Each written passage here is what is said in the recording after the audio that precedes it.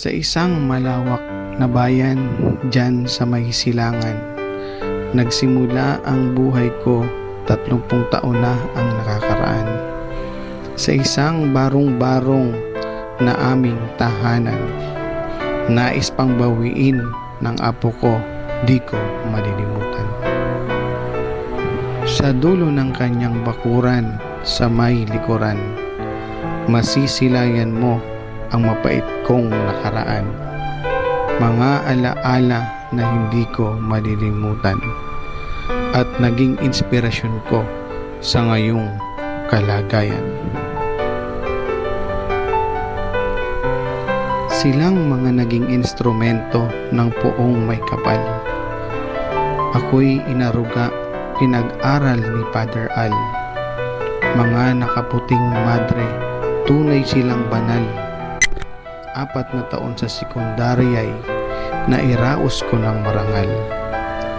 Sa mga panahong ako'y nalulugmok at puno ng pagsubok, sa dormitoryo nito nakilala ko ang Diyos.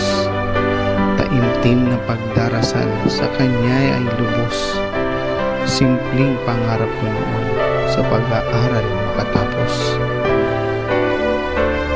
Mga aral nila ay baon sa pag-uwi sa tahanan.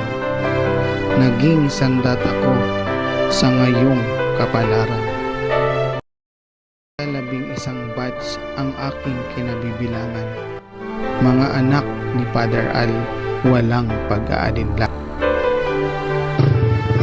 Kaya kayo mga kapatid na ngayon ay nandyan, napakaswerte ninyo sa ganyang kalagayan. Kumpara dito sa labas, dumarami ang may karamdaman. Ipagdasal niyo po ang buong sangkatauhan. Mag-aral at magdasal habang kayo po ay nariyan, upang hindi matulad sa amin may panghihinayang. Sa mga oras namin noon, dyan na sinayang. Sumunod sa mga madring hangad sa atin ay kabutihan.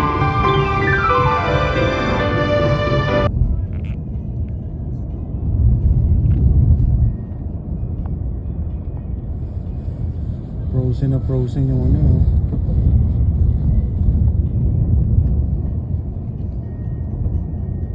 Ang galing ng ano, no? Kalikasan.